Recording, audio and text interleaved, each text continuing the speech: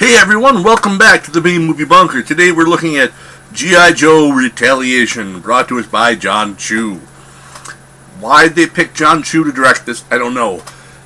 The guy has done Step Up 2, and like League of Extraordinary Dancers 1 and 2. I don't know what about dancing and dancing movies makes him think that that's the perfect fucking guy for a G.I. Joe movie, especially after how well the last one was received. This one, we have Dwayne "The Rock" Johnson as Roadblock. And then we've got Adrian Palicki as Lady J, just J. And, apparently Bruce Willis is General Joe Colton, although his role is really fucking small in this. And it's better than the first one, because there's no stupid power armor and there's no Wayans Brother. But still, the story in this was absolutely fucking horrible. I mean, I'm talking beyond. Who the fuck wrote this?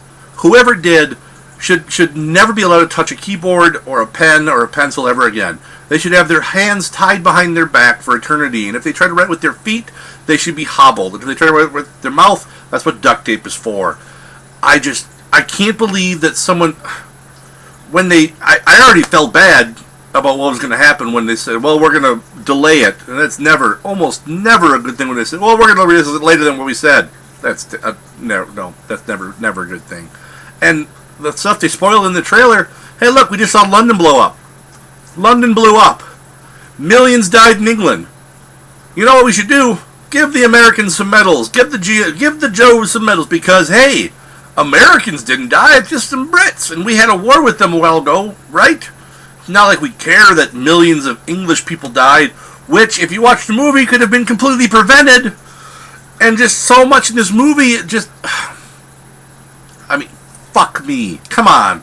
I understand, G.I. Joe. You're basing a movie off of an action figure and a cartoon, but you know what? The cartoon at least had better fucking writing. I would rather have seen red lasers versus blue lasers and some guys parachuting when their planes blow up and guys jumping out of tanks just a split second before it blows up, because apparently you can see that laser coming and jump out of the way. I would rather watch that than this fucking bullshit. I don't understand it. It's scale of 1 to 10.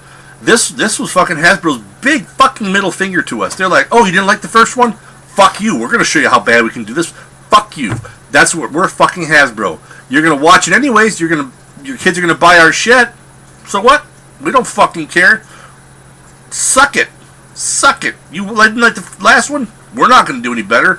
We're actually going to write a worse story than the last one. But you like a little better because, a little better actors. We put Bruce Willis in it. You like Bruce Willis, right? He was in the Die Hard movies.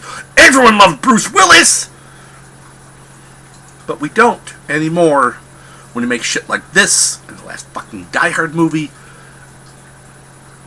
I don't know why I watch this stuff. I would rather just watch the lower budget stuff, which, at least then if it's bad, I can be like, well, it was bad, but you know what? They spent $8 on it. They didn't spend millions.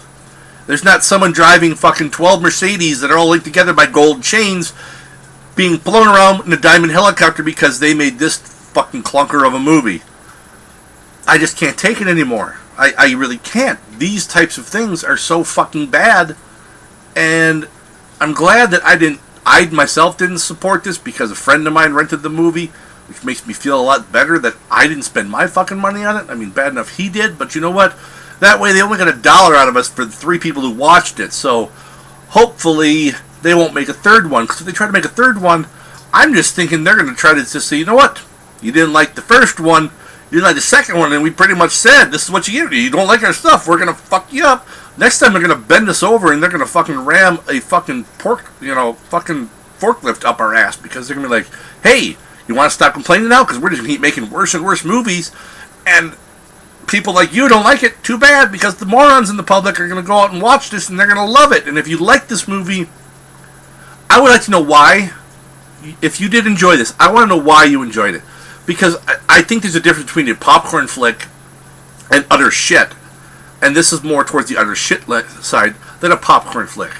I consider like 300 kind of a popcorny flick. I mean, it's not a great, and that's the thing.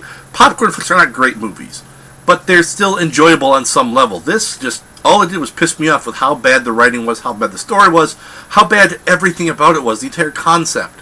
And I'm going to keep going on about how bad this is, but I'm not. I gotta stop, because my blood pressure's rising, and I already feel that little vein here starting to throb, That's all I have for this one. Till next time, you all stay safe out there in the wasteland.